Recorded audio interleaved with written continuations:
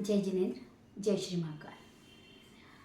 अब हम आगे चलते हैं, थोड़ा सा श्लोक की लीक से हटकर योग, कुछ योगों के बारे में बात करते हैं। हमारे आचार्यों ने कई प्रकार के योग बताए हैं, जिसमें एक है पंच महापुरुष योग। पंच महापुरुष योग।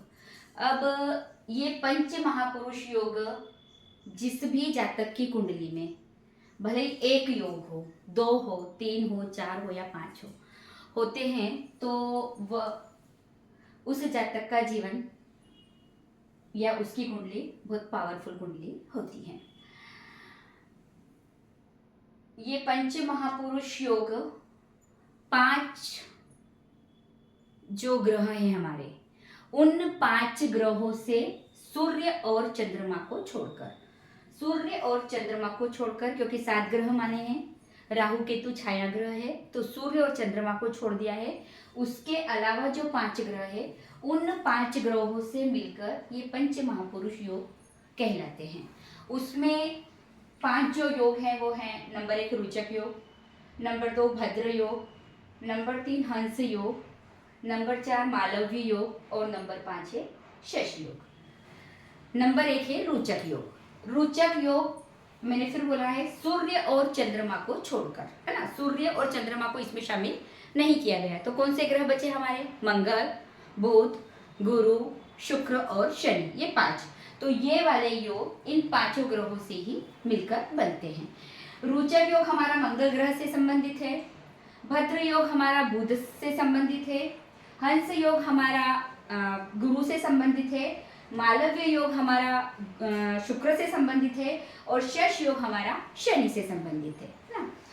अब है आपका रोचक योग। मैं आपको इन 5 का पहले बता दूंगी और एक को कुंडली से उदाहरण सहित समझा दूंगी। अगर थोड़ा समय बचा तो मैं भद्र योग भी उसमें ले लूंगी, थोड़ी सी कुंडली बढ़ी जाएगी, थोड़ी सी वीडियो बढ़ी जाएगी।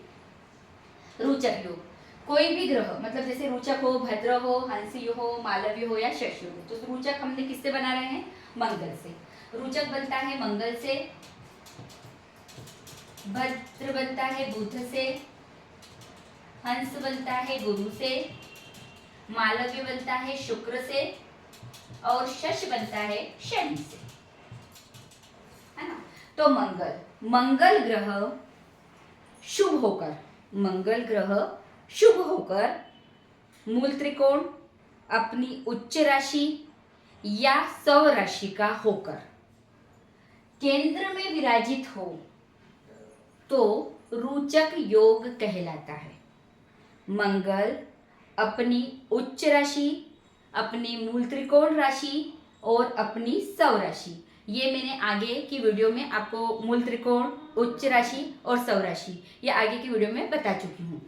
तो मंगल ग्रह उच्च का, मूल त्रिकोण का और सवग्रही राशि का होकर अगर केंद्र में विराजित होता है तो रुचक योग कहलाता है ना। अब वो कैसे पावर देता है? वो कुंडली के अनुसार, क्योंकि हमारे मतलब जो आचार्य हैं उन्होंने सारे योग ही बताए हैं, दोष नहीं बताए हैं। अब ये योग कब दोष में बदल जाते हैं और कब दोष योग में बदल जाते हैं, वो जातक की कुंडली पर निर्भर करते हैं। तो मैं बताती हूँ आगे कि कैसे यह दोष में बदलेगा और कैसे यह योग में बदलेगा। दूसरा है आपका भद्र योग। बुध ग्रह उच्च का, मूल त्रिकोण या सवग्रही होकर केंद्र में विराजित हो, विराजना है, केंद्र में विराजना है उसका, ठीक है, केंद्र में विराजित हो तो भद्र योग होता है। हंस योग, गुरु ग्रह उच्च का, मूल त्रिकोण और सौ राशि का होकर केंद्र में विराजित हो तो हंस योग होता है। मालव्य योग, शुक्र ग्रह उच्च का, मूल त्रिकोण और सवग्रही होकर केंद्र में विराजित हो तो शुक्र योग होता है। शश योग उच्च का, मूल त्रिकोण, सवग्रही होकर यदि केंद्र में विराजित होता है तो शश योग होता है। अब सबसे पहले था हमारा रोचक योग। रोचक योग के बारे में क्या बताया कि रोचक परिभाषा कहा सभी के जिसे एक जैसा ही कि भाई ये उच्च के स्वग्रही या मूल त्रिकोण होकर केंद्र में विराजित हो तो इस टाइप के योग बनते हैं। तो रोचक योग मतलब मंगल यदि मूल त्रिकोण, उच्च का या स्वग्रही होकर त्रिकोण में विराजित हो तो रोचक योग होता है। अब हम फर्स्ट कुंडली से देखते हैं। ये हमारी फर्स्ट कुंडली है, ये हमारी सेकंड कुंडली है और ये हमारी थर्ड कुंडली है। ठीक है, मंगल हमने यहां बता दिया। ठीक, अब मंगल अगर यहां विराजित है ना, तो क्या कहा गया, मंगल मूल त्रिकोण का, उच्च का या स्वग्रही होकर कहाँ विराजित, तो यहाँ। अब मंगल उच्च का भी इसमें हम उसका मान सकते हैं। मंगल की उच्च राशि कौन सी है, मंगल की उच्च राशि मकर राशि है और नीच राशि कर्क राशि है। तो मंगल यहाँ मूल त्रिकोण में विराजित है या स्वग्रही भी बोल सकते हैं। अभी हमारे पास अंश नहीं है, अब मैंने आगे अंश भी बताए हैं कि कितने अंश का वो मूल त्रिकोण में होगा और कितने अंश का वह स्वग्रही होगा। तो मान लो यह मूल त्रिकोण में है, इसके अंश इतने हो कि यह मूल त्रिकोण में हो, तो यह मूल त्रिकोण में है, मंगल यहाँ विराजित है। ठीक है, अब हम ये देखते हैं कि इस जिसकी भी ये कुंडली हो या काल्पनिक कुंडली बना रहे हैं हम तो ये कैसे पावर देगा।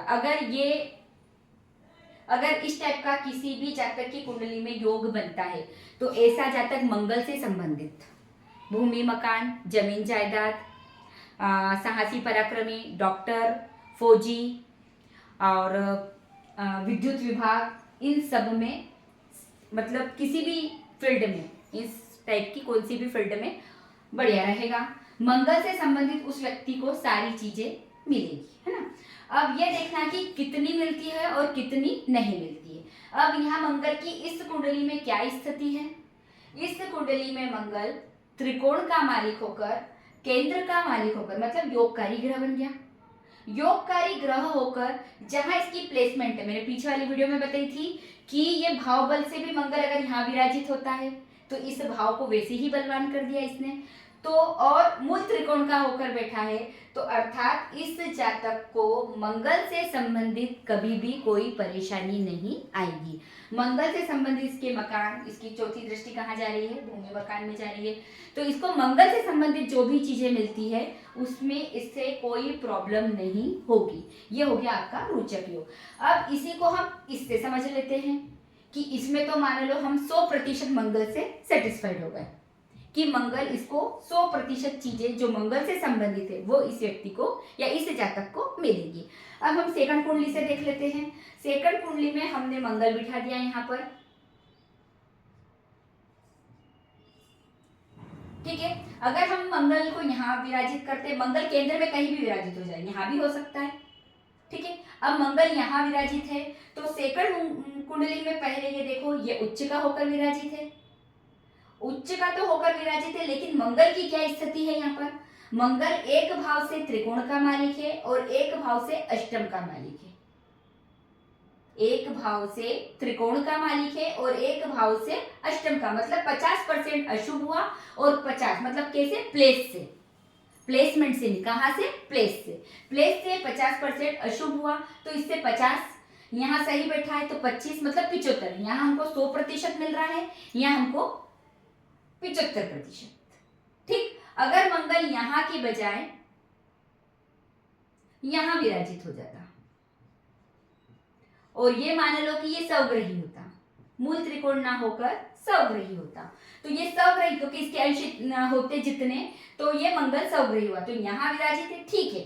लेकिन मूल उच्च में ज्यादा प्रॉफिट, स्वग्रही में उससे कम प्रॉफिट, तो इसका क्या रहेगा, वो 50% इसने कम कर दिया, 50 यहाँ से सही है, लेकिन यहाँ वो 25 पूरा दे रहा था या 50 पूरा दे रहा था, यहाँ से वो 50 न देकर इसने और कम कर दिया, तो जो मैं यहाँ 75 की बात कर रही थी तो यहाँ 75 की बजाय इसे कितने 60% इस टाइप से या मूल त्रिकोण में रहा, फिर भी यहाँ आके बैठ गया, तो वो उस हिसाब से इसको फल प्रदान करेगा।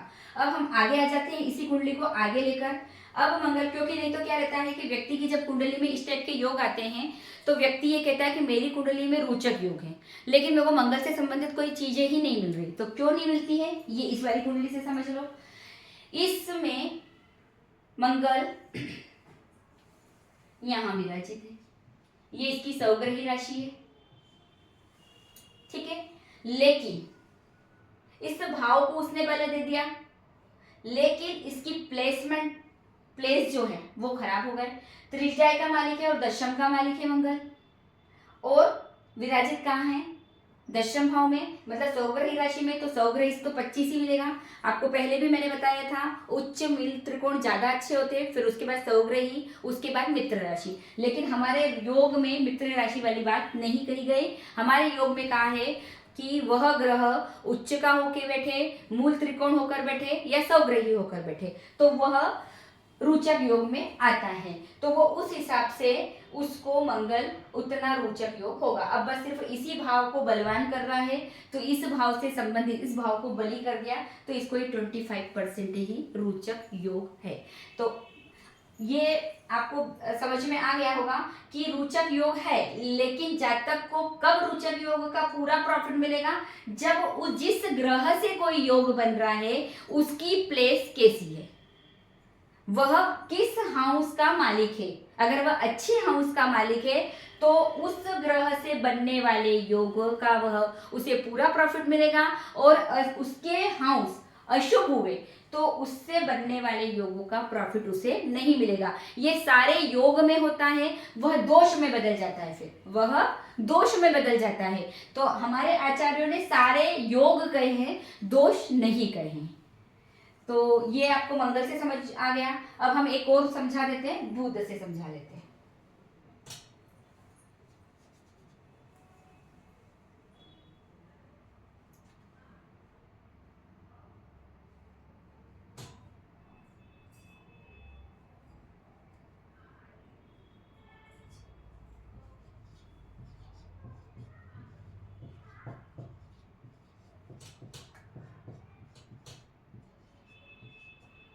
अब हम बुध से समझ लेते हैं।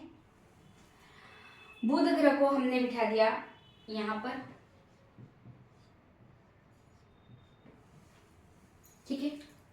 अब यही कहा गया है कि बुध ग्रह सौग्रही, मूल त्रिकोण या उच्च का होकर केंद्र में विराजित हो जाए तो उस जातक को भद्र योग होता है। अब भद्र योग में सबसे पहले, ठीक है, वो कहाँ बैठ गया? केंद्र में बैठ गया, लेकिन अपनी सौग्रही राशि में बैठ गया। लेकिन इसकी प्लेसमेंट कैसी है?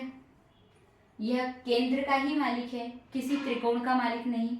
मतलब इस जातक को सिर्फ इस भाव को हल्का सा बलवान कर रहा है, बाकी पूरी इसकी प्लेस जो है वो खराब है, इसको केंद्र का दोष लग रहा है। तो इस जातक को बुध संबंधित जो चीजें मिलनी चाहिए वो बुध संबंधित चीजें, वस्तुएं नहीं प्राप्त होगी। मान लो ये बुध थोड़ा सा यहाँ विराजित हो जाए तो यहाँ से थोड़ा और ज्यादा अच्छा उसको बुध प्रभावित करेगा। क्यों? क्योंकि बुध यहाँ अपनी उच्च राशि में विराजित हो गया। बुध यहाँ अपनी उच्च राशि में विराजित, उच्च बोल सकते हैं, मूल त्रिकोण बोल सकते हैं, या अंशों के द्वारा पता चलेगा। और फिर उत्तरोत्तर भाव भी है, उसके बाद दशम भाव में बैठा है। तो ये इस हिसाब से थोड़ा सा इस भाव को के हिसाब से यहाँ बैठा था, उससे थोड़ा सा ज्यादा प्रॉफिट मिलेगा। अब अगर बुध को हम त्रिकोण का मालिक बना लें,